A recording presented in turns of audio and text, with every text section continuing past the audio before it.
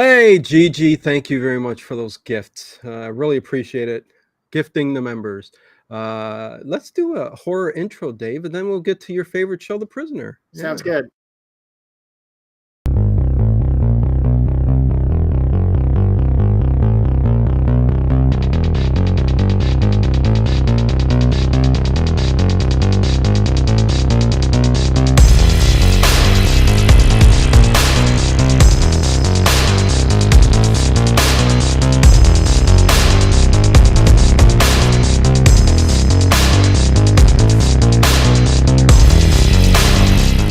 Is it just me? Or is it getting crazier out there? Hey, everybody, welcome to Late Late Horror Show. I'm Dino, and that is Dave Plouffe, who could have been watching Judge Judy. He did not care for this show. He does not care for this show at all, but we're going to keep going and cover this show each and every episode, I think, unless Dave just never shows up. Oh, I'm sick this week. Hey, everybody, welcome to the Late Late Horror Show. We are going to do The Prisoner Season 1. There's only one season, Episode 3, A, B, and C. I felt like a teacher doing grades because we have A, B, C, and D. Well, technically, yeah. There's a D that pops up in this, and I'm just like, what's going on? Hey, DIY craft, what's going on? $5 super sticker. Hippo character applauds whilst nodding, in approval, saying good go. Yeah, what GG? What saying what? Thank you very much, DIY Craft Q. And GG earlier gave 5 memberships to the channel. Thank you so much. Those people, wherever they are, will now be able to watch some movies every Wednesday and Friday that Connie's been hosting. Bobby Lee, WTF Horror and Sci-Fi, Gigi, of course, Lizzie, Connie, Andrea Black, Raj, what's up, Andrea, Lizzie, I think I said all these people, Nathan, who else did I not say? That's everybody. So yes, this episode is lots of action. I don't even know where to start, and you're gonna have to slow me down at some point here. I do. And I feel like we've both been injected with the same stuff that number 6 has been, because I feel like going to sleep right now. I don't. Because let me tell you something. Yes. Earlier you said how I dislike The Prisoner. Okay. I wanted to just go on record as saying I love this episode. Wait a second. What, you saved it for the stream to shock me? Yes, I did. Yes, I did. I got you good. Oh my God, Dave caught me. Oh my God, he was making it seem like, as usual, we've only done 2 episodes, and the 3rd episode, he's like, "This is good. Okay, awesome." Absolutely. I'm watching this. I'm like, I actually enjoy this episode. Okay, what stood out differently in this episode than the other 2? This was gotcha. Hey, Sweet Indigo. Oh my gosh, this was such a great episode. First of all, blonde shell babes everywhere. Okay, so it's all the girls in this episode. It's the girls in the episode. Okay, it is the idea of going into someone's dream and living it through. So you had McGowan laid out on basically a operating table in front of a movie theater, and they're watching him acting in the film. That was fantastic. I thought it was a great storyline. There was no artifact. There was no escape. It was just the intrigue of going in and seeing why he resigned. And that was perfect. We weren't trying to get off the island or wherever we were. No big white bubble. Very limited time in the city itself. No weird characters. And it could have been dropped into any other TV series and it would have worked. So excellent. Yeah, no. Okay, good, Dave. Because that's the exact same feeling I got out of it. I thought it was a great concept of dream manipulation is what they were doing, because number 2, and we get a different number 2 here, because listen, if you can't get the information out of number 6, Patrick McEwen, then you're out of here. You're whatever. We'll place you somewhere else. But the way they went about it I thought was really, really cool. Getting in the head and trying to manipulate through some kind of drug, like they knock him out, bring him in here and shoot him up with some experimental drug that number 14, who, you know, she's a lady on the show. That's all. Wait, what? What? She's the doctor who's experimenting with him in this dream manipulation. She says it's not ready to go, but number 2's pushing it because they want to find out why he quit. You know, what's he hiding? You know. And what was he going to do? Was he going to sell secrets? Was he going to go work for someone else? Was he, you know, what was he going to do? The poor guy can't just be tired of it and retire. It's like James Bond, you know, you're never out, you know, you're going to always be in, you know, or Jason Bourne or any of those people. But it's the way they went about it that was interesting. And I think the entire show, and you probably agree, you know, the use of film, feeding film into the mind of number 6 as he's laying on the table, because they hook him up with these probes, and the doctor, number 14, starts to talk about the sound waves coming from his brain, you know, and everything has sound waves or some type of frequency. And as she plugs them into this one machine, it shoots all the information up to the big screen where they can see his dream, which, I mean, that's just a cool concept in itself, right? It's totally a cool concept. And he has got a great dream about this beautiful French chateau, these different people involved. It was really, really a lot of fun. Well, didn't they, and that's the other part.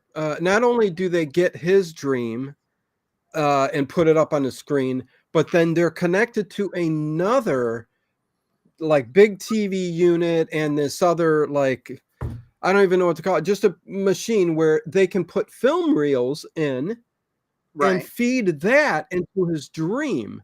And that's where they put him into the Paris party.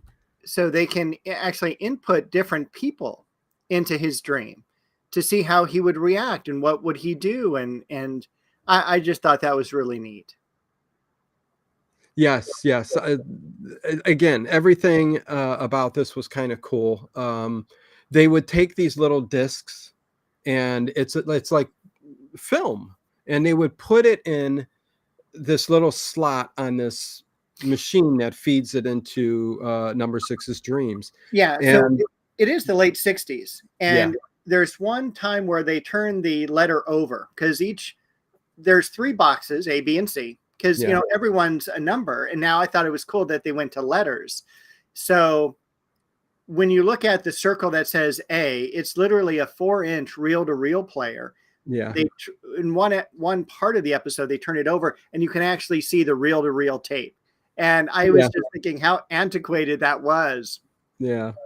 No, right, because it's 1967. It's like future. Are they really still going to have this real? And I don't know if that was an accident on their part or what was going on, but yeah, they did show that. But other than that, it was just this red kind of disc, you know, metallic disc that went on, and it looked kind of cool. I thought that was awesome.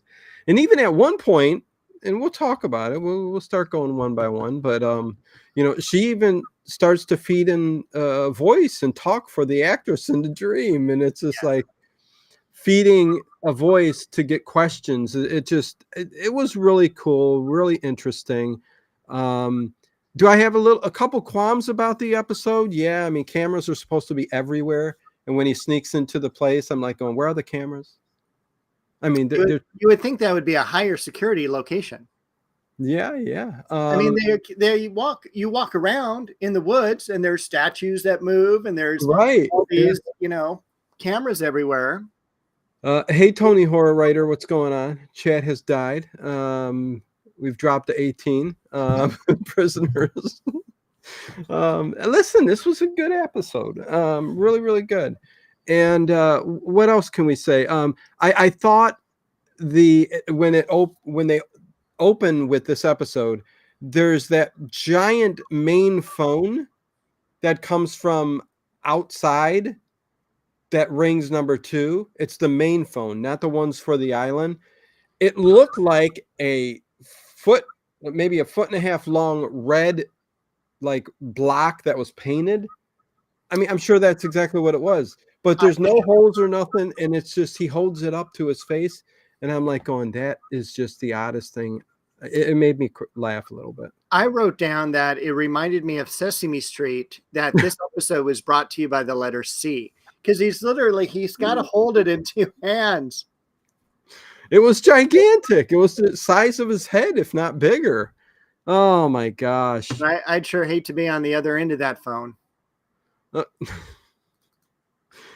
Well, it was a wooden block. But anyways, okay. So where should we start, Dave? Well, before we get started, I just want to ask you if you like this better than the Legacy of Terror that we saw last week. Kolchak. Yes, I did like this better. Okay. All right. Because that was the worst episode ever. You're trying to trick me, aren't you, Dave? I am. Yeah. How much does he like Kolchak?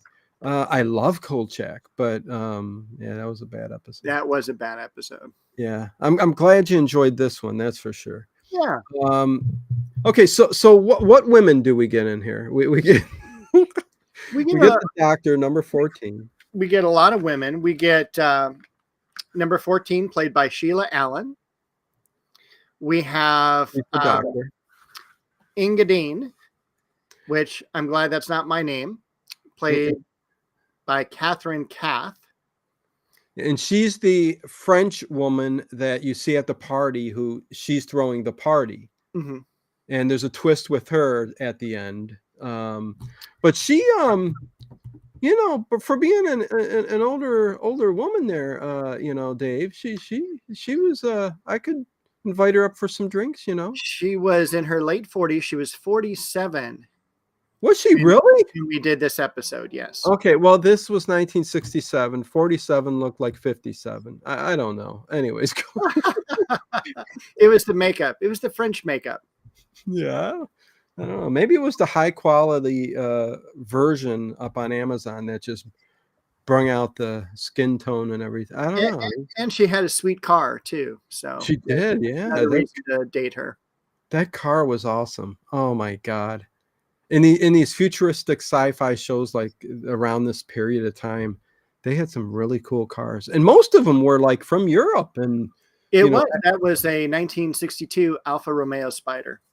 Oh, Dave, there you go. Let me take a sip of ginger ale as I digest that. All right. Ginger ale does help the digestion. It does, yeah. A little bit of ginger, yeah. Supposed to help with inflammation. Anyways, yeah, carbonation. I think we're losing down to 17 or 16 listeners now. We'll probably start. This makes me think of a movie from 1982 called The Sender. A telepathic man was able to transmit his dreams and vision. Well, also Dreamscape with Dennis Quaid back in the 70s sometime. That actually was a really good movie, Dreamscape, where also Memento, where spies were able to get into the mind of the other spy and enter their dreams. And it was a really good movie. Anyways, we were talking about which women were in here. So who else? There's also a kind of like maybe a maid, but she was a girl who would bring notes to people. And you kind of see her walking through the garden and comes up to Patrick McGowan and hands him a note. And she was absolutely beautiful. Well, we were talking before. She was in Dr. No, James Bond. She was also in Benny Hill. She was. Which, standout episode. And she had a very interesting life. She was a child in Europe. I in was a child too. We got a lot in common, Dave. I'm sure you do. She's still alive? She was one of the people in a concentration camp as a young child, and escaped and made it through and reunited with her parents later on. Very nice, very nice. And ends up doing some. She's got about 25 credits on IMDb. I mean, standouts: James Bond, uh, It Ben does Hill. Hey, bother Laura. me though that a lot of these people just recently passed away. Yeah, well, listen, let's not talk about the sad stuff, huh? All right, we Let's won't. keep it happy. Move on to happiness. Raj says, Professor Dave, you are one hell of a gardener and a horticulturalist. Congrats. Well, Yeah, thank you. he worked for for many years, a decade, I think. Didn't you? And horticulture. I'm embarrassed to say almost 3 decades. Oh, was it that long? Okay. Long time. I worked 27 years in that industry. Okay, I cut you short. And then he went on to become a professor of art. Look at him. Yeah. What a change. What a change. Like the night to the day. 1984 for Dreamscape. Thank you, Bobby Lee. That's right. It wasn't the 70s. It was 1984. Dennis Quaid. Why would I think 70s? Hello, Larry Perez. Go on. And then there was another one that I think was C, because A, B, and C stand for We've kind of already talked about C. We don't want to give that away yet. Who was the woman that sat at the table and they tried to get her to manipulate by the arbor? That is B as in boy. That is B. The spy. That was B. Okay. Yeah, because A was this Frenchman Poirot. Yeah. Oh my God! You know what, Dave? Go ahead. Where should we go? Well, let's just go right to the beginning. Okay. We've got the giant egg, the guy sitting there, the phone rings, he picks it up, uses 2 hands because it is a giant wooden block. Ugh. And he's having this make-believe conversation with the person on the other end of the phone, which allegedly is going to be number 1, I would imagine. Yeah. And so he knows, number 2, knows that it's his job to get the information out of number 6, Patrick McGowan. Seems like only 4 days he's giving them too. I don't know. It seems like there's an ultimatum. There is an ultimatum there because you can almost see him visibly shaking and sweating. And he just says that he calls over number 14 and says, hey, we have to begin the experiment. And that she's like, I don't know. We haven't even tried this on animals yet. Which I thought was kind of funny. And so then the next thing we know, we're in the operating room and it's just like a part update from Frankenstein. Yeah. I mean, you've got the surgical table there and all that. So it was a little different, the set in the big room. What would you call it? That's where number 2 is. Like he wakes up in the morning in his pajamas and comes up through the floor and all that. Same place, right? No, a different place. Is it? It was different? It is different. This is more secluded and up in the mountains. That's right. That's right. Being underneath the dome. No. The dome. I think the dome, because remember at the end, in his dream, he showed him coming through again and they showed him opening the. No, you're right. The dome was different. Oh my God. I'm just so confused. I think I slept halfway through this. I'm sorry. It's all right. Sorry. I threw you off. This is the laboratory. We're going to call it the laboratory. Yeah, like the bathroom. They bring in this gurney. We don't even know it's Patrick McGowan yet. Yeah. But we're kind of like, it's probably Patrick McGowan. And they wheel him in. They've got some hefty bags on top of him. I thought it was a dead body. What's going on? It was. And then they just kind of lift him up onto the table. And then they put all the electrodes to his head and everything. And then we start learning about that there's going to be 3 doses of this material. And I thought they were just going to do 1, 2, 3. I didn't know there needed to be a day in between. Yeah, you needed at least 24 hours to recuperate from this injection, right, of medication that I wish they would have explained that more, because as long as you got him knocked out and hooked up to these machines, shouldn't you be able to access his dreams? But I guess this whatever they injected him with was able to do this and manipulate maybe the, I don't know. No, the questions weren't not answered, Dave. Maybe they'll be answered in episode 4. Perhaps. Okay. But Because number 2 is going to be out of there because he didn't succeed. he is, and guess who's running for number 2? Number 6. Yes. No. Yes. That'll be interesting. Yes, and we'll find that out on January the 12th. I wonder if he wins. That would be amazing. Can you imagine? Yeah. Laugh it up there, guys. Yeah, the Dino's it's one of those shows. Anyways, Chocolate chops. What? Evening, chocolate chops. I recently watched Fright Night Part 2, 1988, and thought it was a great sequel to the original unrated fun film. You know, we're talking prisoner chocolate chops, and just burst into the room with I watched Fright Night 2.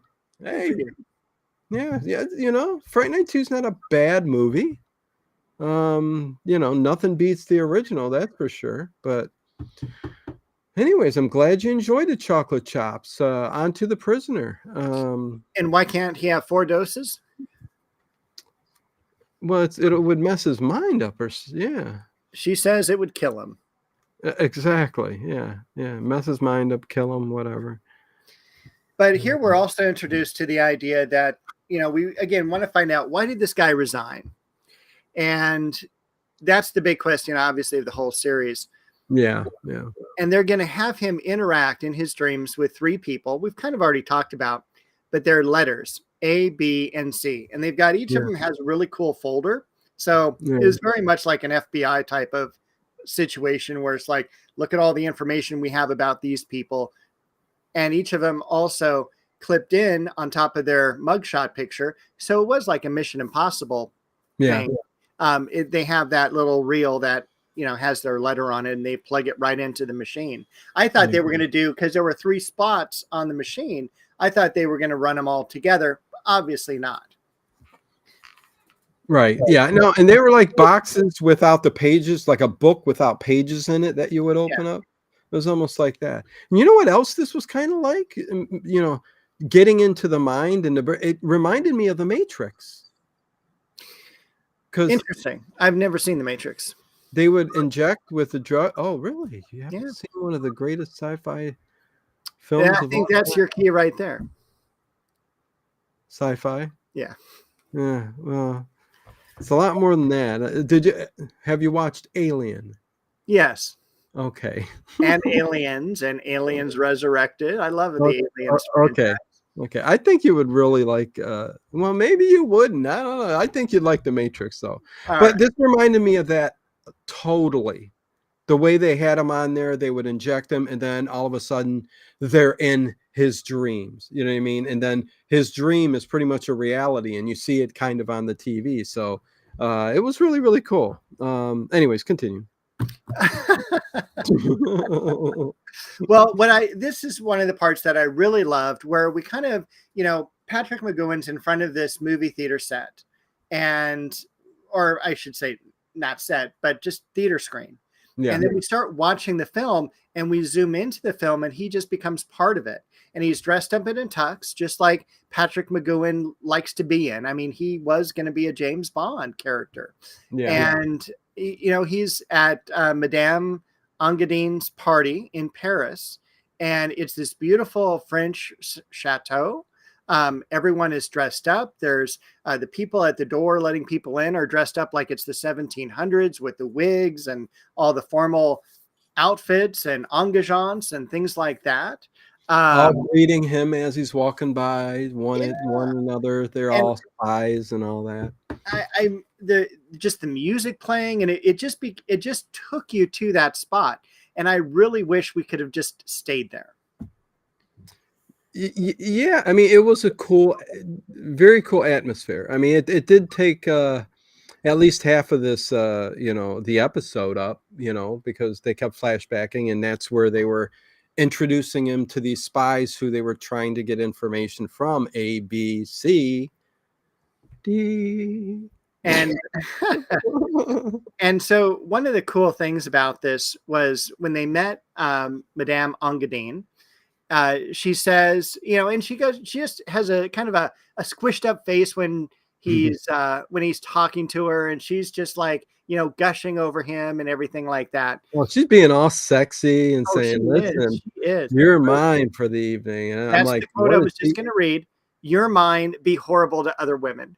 Oh, what is he in for later on? I don't know. Yeah, I know, right, Sweet Indigo? Jeez. Hey, Yeah. I look at it as a Christmas present yet to be unwrapped. Really? Well, You mean Engadine? well, Or the Angine Matrix? and the Matrix. Oh, okay. Yeah, so I guess both. The comment could go to both, but Okay. yeah, I mean, like you, how many years did it take you to watch Kolchak? You are correct, sir. All right. Yeah. And so in the first flashback scene, we meet the Hercule Poirot character. Hercule And Poirot. he is a defector. And I love the conversation that the two have amongst one another.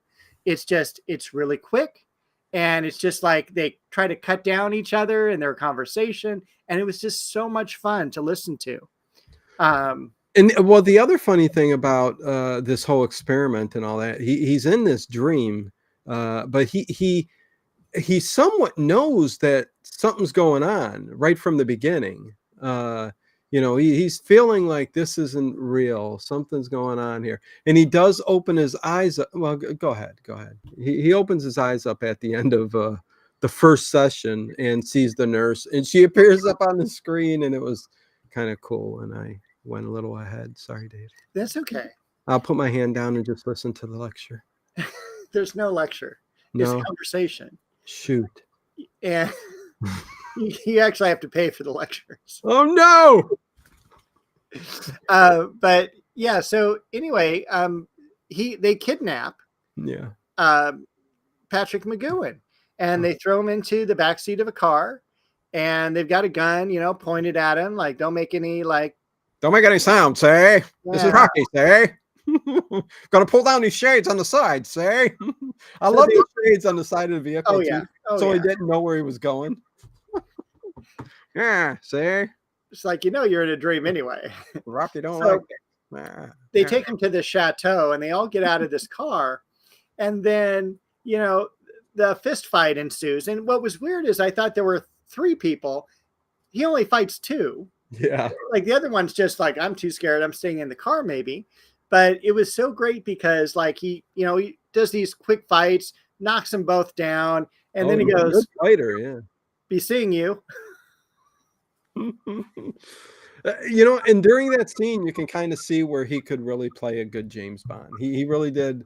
That was a pretty good scene. He was kicking some butt. He kicked them both.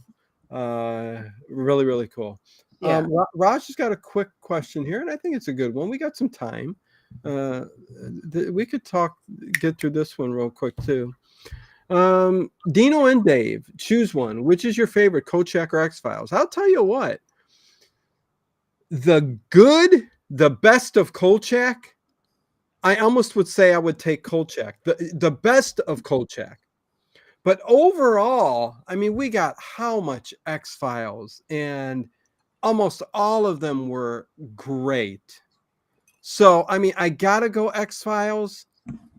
But if I were to take all of the greatest episodes of Kolchak against X-Files, I would probably go Kolchak.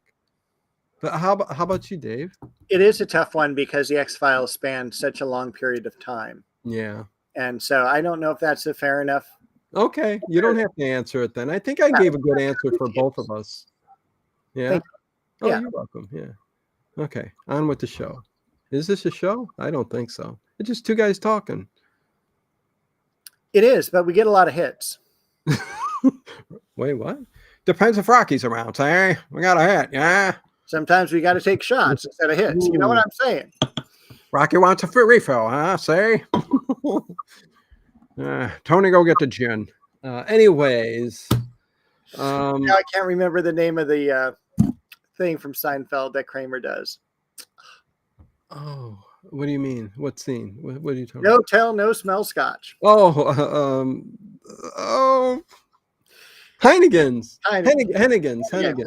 Hennigan's. Hennigan's. No smell, no tell. You can, get drunk, go to work, and no one can tell. I think they would know. Anyways. Okay. Nathan loves the X-Files, Dave. It's not a bad thing to love. No, not at all. X-Files are fantastic. Okay, so fight scene over, and he wakes up in his bed, right? Yes, he does, and he wakes up and there's a mark on his wrist, and I didn't even catch it at first, but it's just an injection mark from where the IV was, where they inserted that needle, mark number 1, because exactly. Everything's marked very well in this episode. And again, I think it's because he starts to put 2 and 2 together, and he kind of remembers what's going on, because even number 14 at the end of the session the night prior, he opened his eyes up and looked at her, and she was up on the screen, and she had to close his eyes. Yes. So I thought that was interesting. So I think he kept that in, because when he woke up the next morning, saw that on his wrist, he goes over to the door and opens it up real quick, and what's her name's out there, number 14, and she's number 14 is out there. I think just to make sure he was okay. But why is she buying flowers? That was weird, because she has them on the table when they talk in a little bit. Maybe it's to cheer up the lab. I have no idea. Could be. Listen, I don't know. The flower seller is the only one in this episode who is still living. Really? Yeah. So just a fun fact. How old? I did not look. Oh, you just wanted to see their life. Yep. That's all check. Check. J.O.B. X-Files, but only the first 7 years before Duchovny started to leave. Well, of course, when David Duchovny was on there, when what's his name, Patrick, whatever guy, the Terminator guy, came in and took his place, it wasn't the same. I stopped watching. I don't even consider that the X-Files, honestly, to tell you the truth. Also says The Prisoner, also known as Fear of the Giant Ping Pong Ball. Yes. Well, it's probably the same thing that happened with Moonlighting too. I don't know if you watched that show. I did watch it, but what happened at the end? Bruce Willis left, and Bruce Willis wanted out of his contract, and so he started being a real pain in the rear end and caused a whole bunch of delays in shows being produced. And there was even, I remember one commercial going, "Hey, we're not done yet. We're just, you'll see a new episode in a few weeks." And it was just miserable. And he just wanted out of his contract. I think Moonlighting went for about 6 years. Yeah. And the last 2, he really wanted out because he had done Die Hard. He was becoming a big time movie star. My cousin ended up marrying a stuntman who worked on Moonlighting, and he just had nothing good to say about, David Addison, was his, character name. And he just would refuse to come out of his trailer and just cause all sorts of just a pain in the rear end. He just didn't like it. It kind of gave him some fame, and then he took off. Sybil Shepherd was, she was a looker. Yeah, she was. I don't think that has anything to do with what we're saying. And definitely not Miss DePesto, though. No, but I get it. Anyways, let's see. Before we move on, let me check the chat, Dave. I know you said that was a fun fact, but I do not know if I would count it as a fun fact since we are talking about people who died. But yay for the flower seller. Yeah, there you go, Gigi. Okay. Yeah, the flower seller. I'll just say fact. There you go, fact. And the X-Files was also more fun when they were filming in Vancouver, Canada. When they moved to LA, it was still good, but felt different. It was more fun in Vancouver, Dave. Okay, thank you, J.O.B. Always filled with fun facts.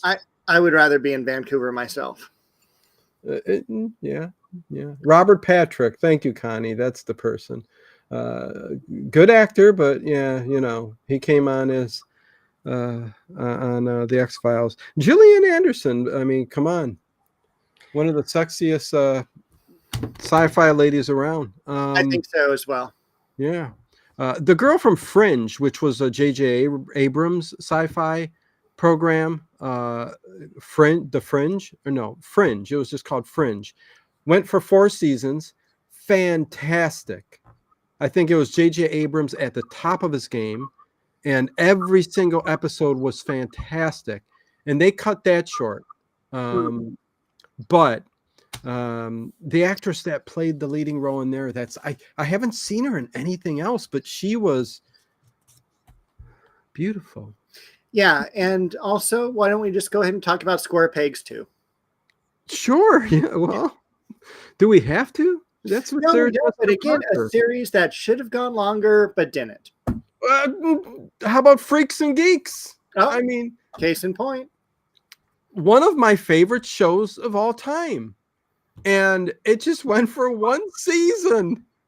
And I'm like, oh, well, I got the Wonder Years, but Freaks and Geeks kind of takes it up another level.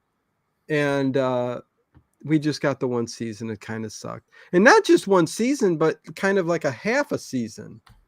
It was really terrible. Anyways, Dave, I'm getting depressed now. Let's go. I'm sorry. All right. So, you know what hasn't gone very short is The Simpsons. I think they're on season 26. Anyway. Well, and I only watched a few seasons of that. Did the animation get any better? I don't think so. And I don't think anyone has aged.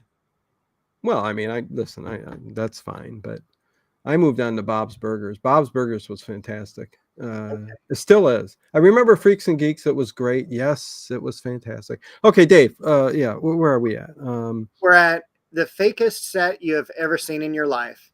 It is where he is sitting down at like a little pavilion with all the backdrop. Oh God. Somebody actually came in 1967 and painted a background for the prisoner, or they found it or something. I don't know, and worked around it. Looked awful. So I mean, obviously it's a soundstage somewhere, and it must have been 2 feet wide because they're just both sitting there at a table. She's got her flowers she just bought on the table. Yeah. And they're sitting there, and he's all like, you know what? Last week, number 14 was an old lady in a wheelchair. Oh, so he goes, so I know that you're with them, Yep. she's with them. But and did you notice that with the backdrop back there, did you see that like one of the workers lift up the bottom part of it and peek his head out? No.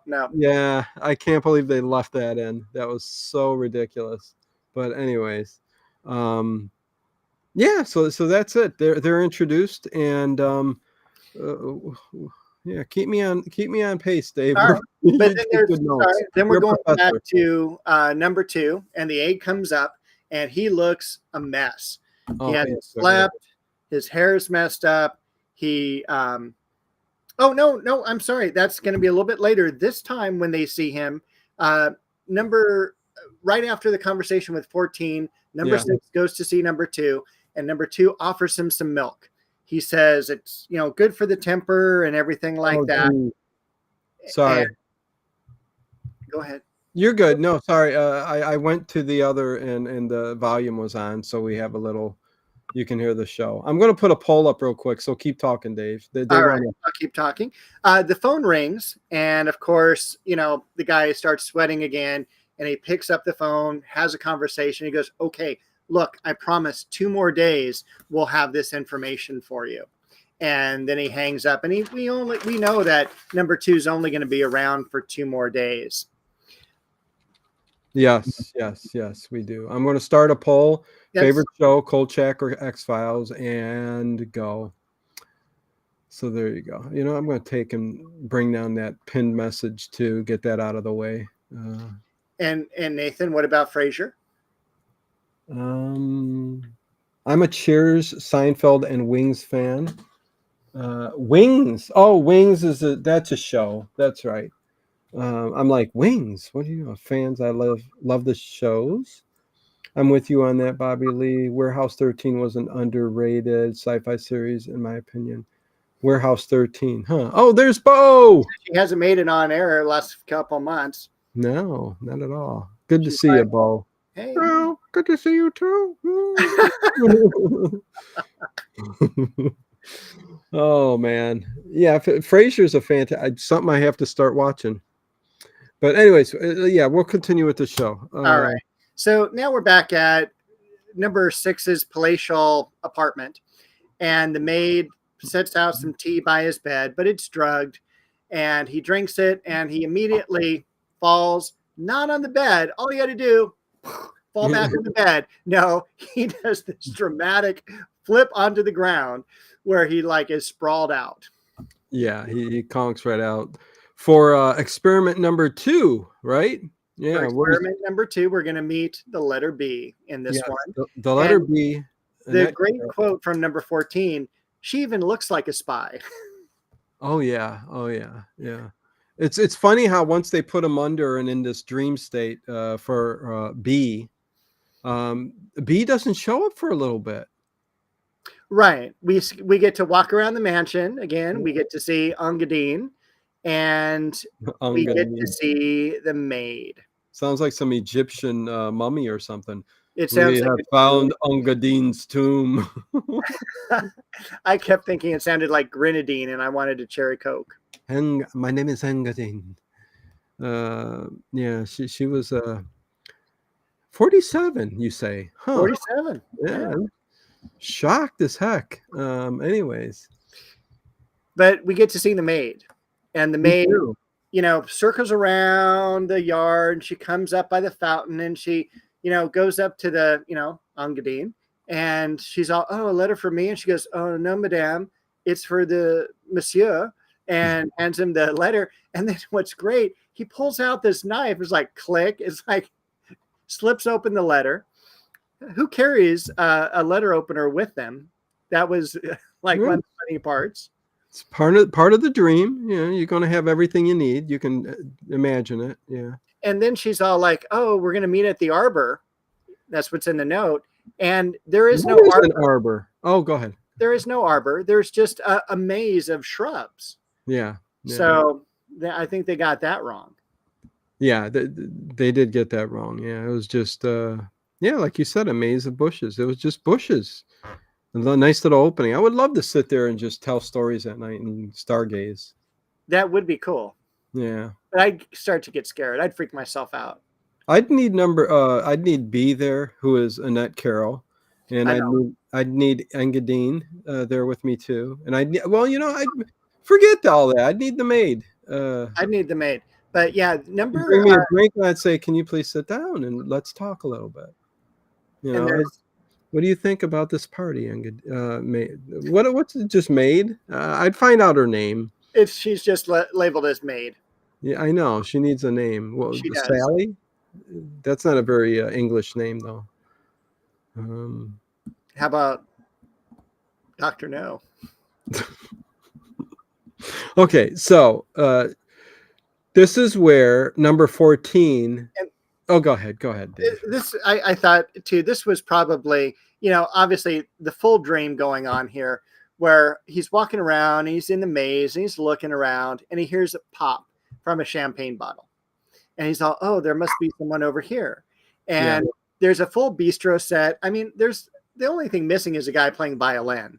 And she's sitting there, and she's all prim and proper, and she's all like, join me for a drink. And I did not like her, because her eyes were like this, and she had a big mouth too, and she just looked kind of funky. So I just did not care for her. Yeah, I mean, it's a short-lived character. I mean, she's there just for that scene. And I mean, she's there just to play a part. Again, she's not getting any information out of number 6, Patrick McEwen. So number 14 has to go, maybe I can hook this microphone up, or it's the phone, and she hooks it to his dream machine. The dream machine. And now I'm going to start singing that.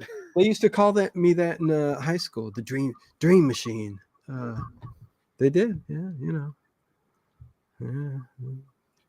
Those were the days. And she's going to pretend she's the woman on there. And it's funny because she goes, what if he hears my voice and, recognizes that it's not hers? And so, and I'm like going, I don't know, but it comes out and he starts to talk to her and she starts to get more information and stuff from him. I love where number 2, when she talks about like, what if it's not my voice? He talks about, where's your scientific enthusiasm? And I'm like, I'm going to have to use that quote in my class. That's funny. No, that's a good one. That's a good one. Yes, but I'm sorry, go ahead. They're dancing. Yeah, no, they're dancing. She's not really saying nothing. So number 14 starts to talk for her, for B, Annette Carroll. And, he's asking he's asking her all kinds of questions, and number 14's given them.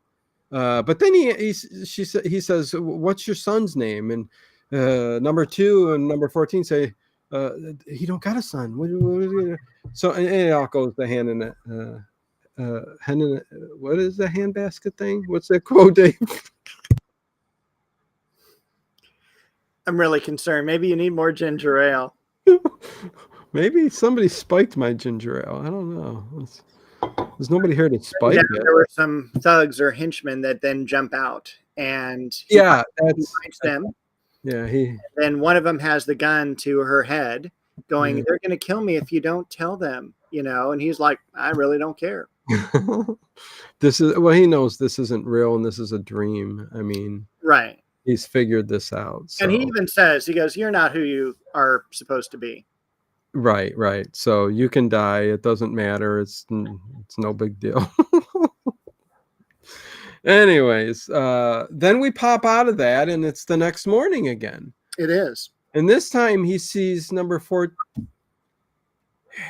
He's got 2 marks. Now. Oh, I thought you were giving me the club signal. No. I'm trying. I don't even know. 2 things were going to come out of my mouth that were not appropriate to say on a stream. That's right. Okay. So he does wake up the next morning. There's 2 IV marks in his arm, and he's going to go find. Wait, did you see this, Dave? Yes. Is that true? Yes. Oh, that's so wrong. I bet you hate that and you're mad. Yes. Oh, come on. Why do they do this? Money. Yeah. Kelsey Grammer, what is wrong with you? Anyways, yes, he sees number 14, and this is where he's going to follow her. Go on, Dave. He follows her, and I wrote down he follows her like Bigfoot. That, we see the person going through, and he's in the shrubbery, he's looking, and we have this weird point of view through the shrubs, basically following her to this rock outcropping where there's a metal door she's going to go into, and that's the lab. But next to the lab, there is a vent that has, venting on it. And he pulls off a vent that has venting on it. Yes. That grid thing. I don't know what you call it, a screen. And so he pops that off and he... this is what... I'm sorry, Dave. He's right in the tunnel there as he followed her with the vent and stuff like that. This is what I don't... my emotion can't take it sometimes. I've been doing this for 10 years, Dave. Do you know what I'm going to go on and talk about here? I've been doing this for 10 years and I still don't understand it. We're having fun. We're talking about the prisoner. We're having fun. We may be goofy. We may be messing things up. Yes. But we got nobody here. We just dropped down to 15. 15. I can be a brand new channel on YouTube with 10 subscribers and get 15 viewers. Why continue to do these types of things when nobody shows up? I love everybody in the chat. Love y'all. Love everybody on my channel. You guys all know that. But I don't get it. Are we supposed to just sit here? Because I will quit YouTube if I need to sit here and just blurt out facts and not be myself and have fun and joke. I don't get it. We could do this privately, Dave, and talk about what we watched the night before. I don't understand it.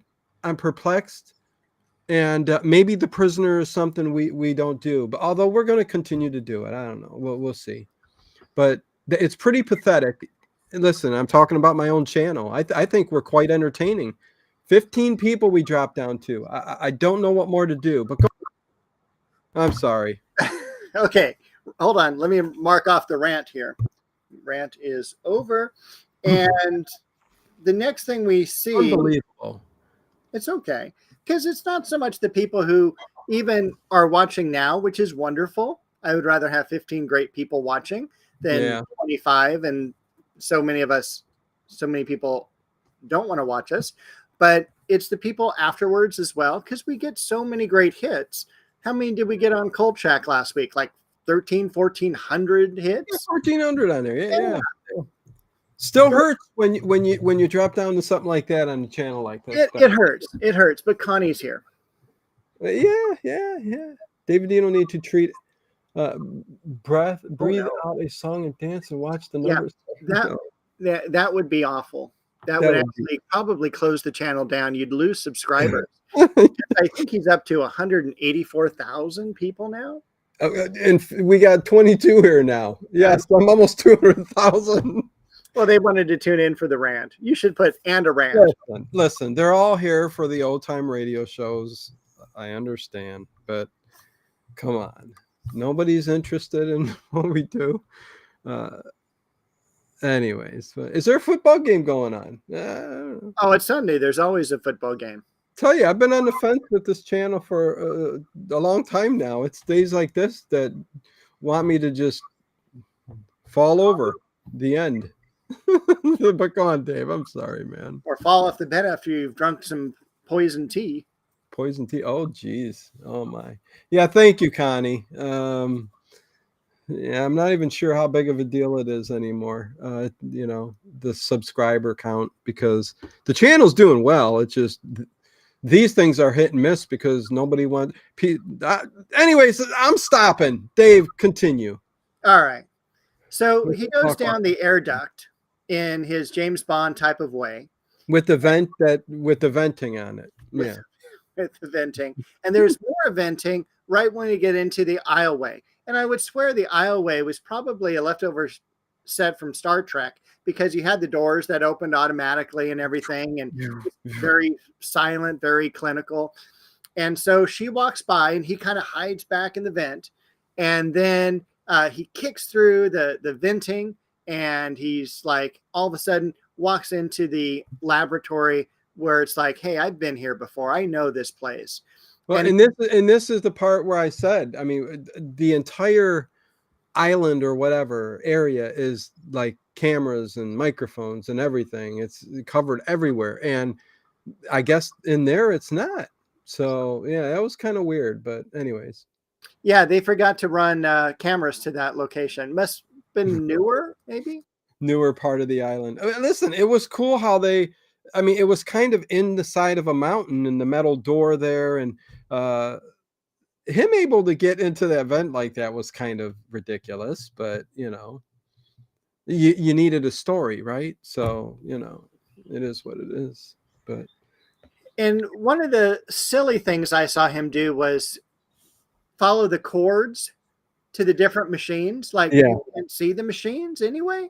It's kind of like, it was like, I think it was them trying to make it show you that he realizes that all of these are connected, and they're manipulating my dream. You know what I mean? I see everything that you guys are doing with all this equipment. I've been here. So yeah, and now from this point forward, he, even in the dream, he kind of knows, and he sets it up with the injection. He rigs it. Yeah, he empties about 3/4 of it. And this was my problem.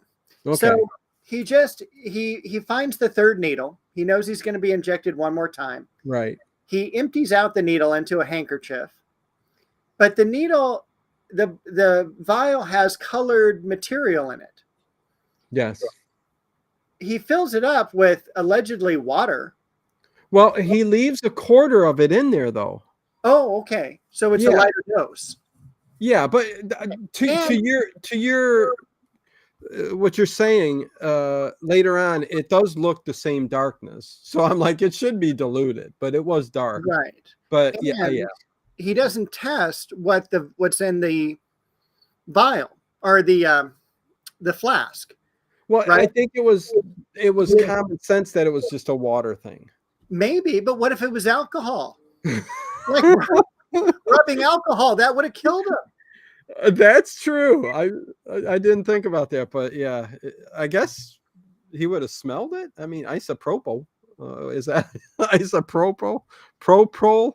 Yes, I can't say that about word. it. That's about it. So Hey, first of Night. all, thank you, Night Fright Talk Show, for being the 43rd thumbs up. Yes, we got Thank you. another person in the chat. Hey, Thank you for. Well, he's got to go because Oh, see ya. The Walking Dead starts at 8. Oh, geez, it's a busy night out there. So if you come out to California, you still have a few hours. Yeah, So maybe that's a choice. I don't know. And thank you, Nathan, as well. The Walking Dead is the original series is still on. I thought it was over. Isn't because there's like 6 other shows like Daryl's Homecoming and the worst. I don't know. There's all kinds of different Walking Dead shows. It's ridiculous. Man, talk about a mess. What the heck they did to that show, Dave? I agree. Let's change it up, and we're going to have to kill some people off, and then we'll get rid of the main character because he wants to move on and do other things. But he found out that he couldn't. Rick Grimes. He found out that I can't get any other roles out there really that are like The Walking Dead. So can you guys bring me back somehow? Yeah, we'll give you another show. We'll spin it off, and you're one of the people who lived. And yeah, they really messed that show up. So man, the first few years were so great, and then just what did they do? I can't be in control of everything, Dave. Although my record speaks for itself. I shouldn't be in charge of anything. I can really listen. I can get you numbers at you. No, you can't. You joke too much, Dino. Okay, go on, Dave. Okay. Second, I think second, we haven't even done the first. First, I think we should end the poll. Yeah. Oh, yeah. How many people? We have that. Votes? 15 votes. That means everyone voted. Everyone voted. 16 votes. Okay, 16 votes. It's tied. Oh, jeez. That was wrong. Somebody got in a vote at the last minute. Kolchak was leading. Oh, wow. And then I ended it, and somebody got one in at the last minute. So 50-50 tie. And as the chat isn't moving at all, it'll stay there for you guys for a while. And since we're at the top of the hour, I'm just going to go ahead and talk about October, if I may. Oh, yeah. Let me refresh and see if we've hit 50 thumbs. Nope, 45 thumbs up. Okay. 45? Yeah. Someone took it away. Somebody took one away. Because they don't like to hear a complainer. I'm complaining too much. All right, not a problem. Go ahead. So for those of you who would like to join us for the month of October, we have a wonderful month planned. Much out of the ordinary. Next week, October the 6th, we're going to be joined by Sean and Steve of the Colombo Confab, as well as the Cabot Cove Confab, which they're currently doing. And we're going to be talking about murder by death. So there'll be 4 of us talking about it. So yeah. And so, I mean, if you think there's tomfoolery now, wait till next week because those guys bring alcohol. You know, I just have tea and Dino has ginger ale. Then we got the second weekend, October 13th, we have our top 10 Halloween movies that we're going to be going over. And so that's going to be a total. That'll be fun. Yeah. I can't wait to see how we line up on these films. Andrea Black loves me some Daryl. I'm sorry, Dave. That's okay. Daryl from The Walking Dead. If only he'd jump in the lake a little bit and wash up. Go on, Dave. October 20th, we do have an episode of Kolchak for all the Kolchak people in the room. We are going to be finishing that season before the end of the year. So sadly, we are on episode 18. It's going to be the Nightly Murders. October 27th, our annual Halloween show where we just talk about Halloween. And November 3rd, we're going to do a Ghost to Ghost from Art Bell. I'm going to get some candy and try some candy, some weird different kind from my big giant warehouse of candy store over here. So Oh, I love that candy store over there. oh, Be a Sweetie Candy Company. You can look it up online. Be a Sweetie Candy Company. Parma, Ohio. They've got everything from childhood. It's just, yeah. If I worked there, man, I don't know. I'd come home sick every night. Oh yeah. Yeah. Because Not that don't they do like not only the vintage candy bars, but they have like a pop shop as well. Soda shop with ice cream floats and all that, and then they've got a wall full of 1,000 different flavors of colas. Oh, Grass flavored.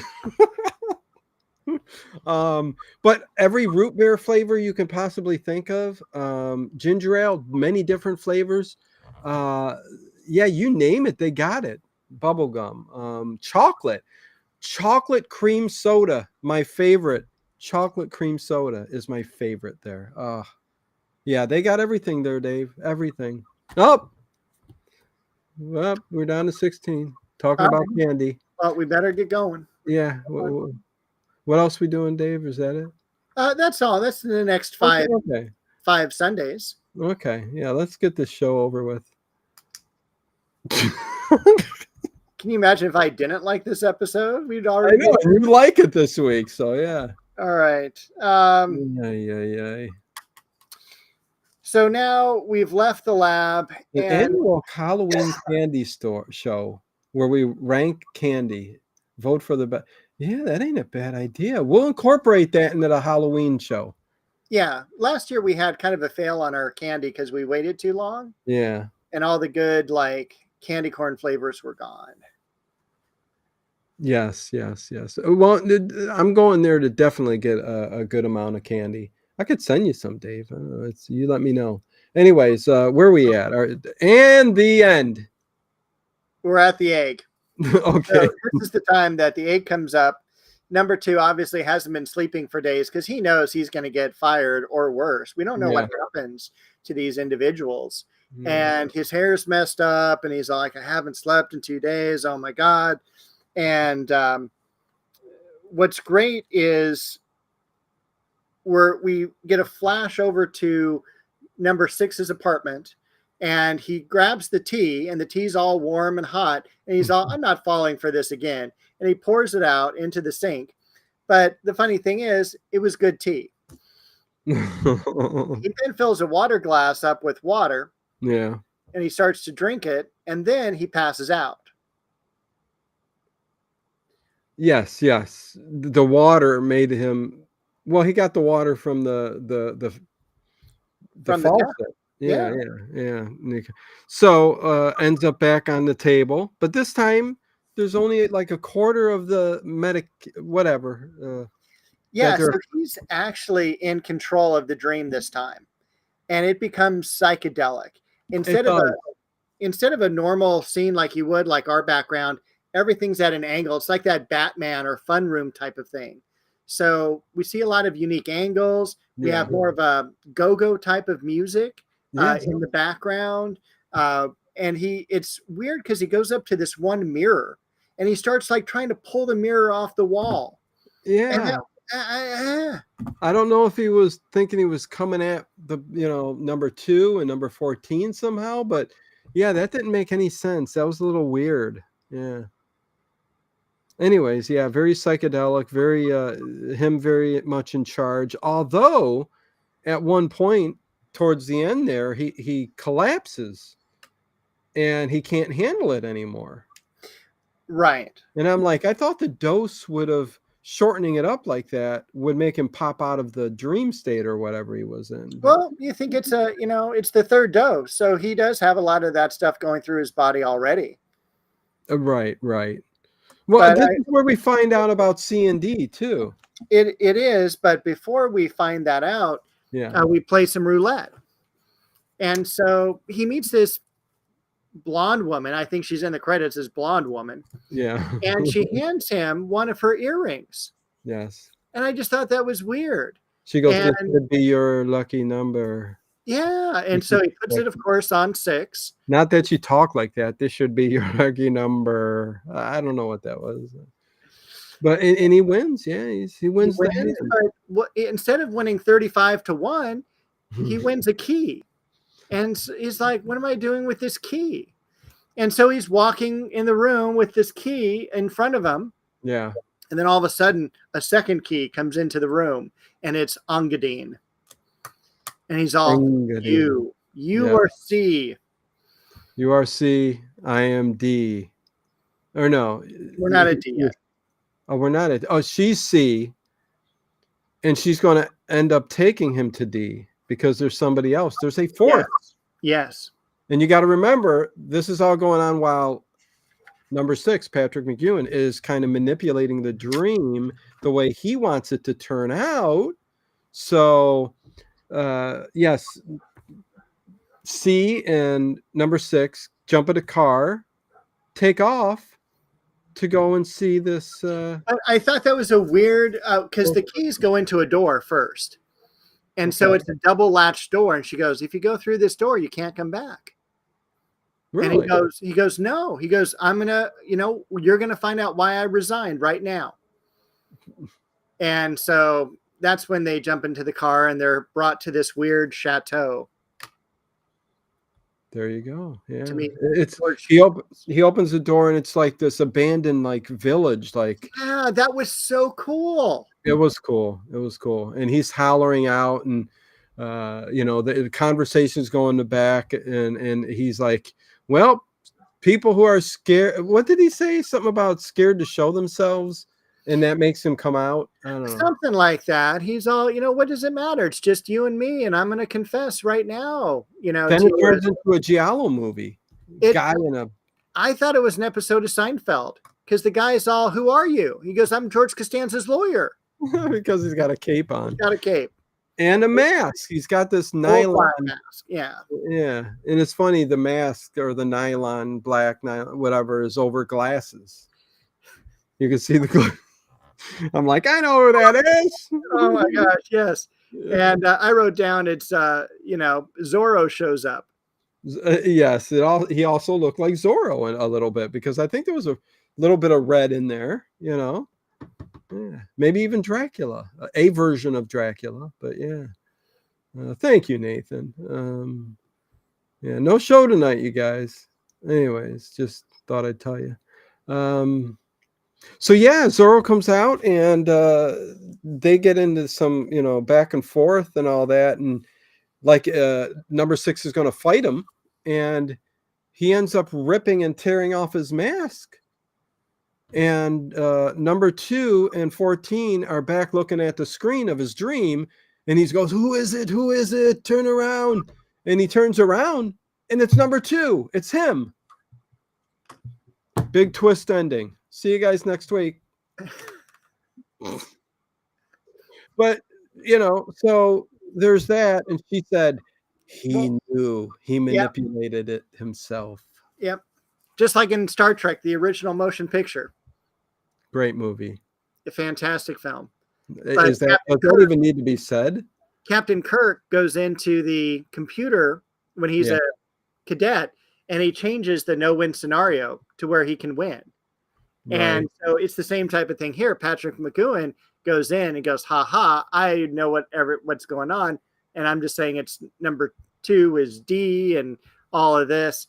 And then he breaks open his this packet that he was going to give him as to the reason why. And it was all these travel brochures, go off to Galapagos Islands. And he goes, he really was going to go on vacation and leave and just be a normal person. Which is that proof that he ends up showing to number 1? Oh, no, I don't think so. Because what ends up happening, of course, the last scene of the movie is you hear a phone ringing and all you see is number 2 and then the C phone in front of him going, shit. It's number 1 calling, wanting the results. And we know that number 2 is no longer going to be there. Yep. And that's how it ends. So there you go. Dave really enjoyed this episode, as well did I. I think it was a little bit different than usual. And yeah. And I got nothing else to say tonight, Dave. Be seeing you. Yeah, it's 9:10. There will be no overnight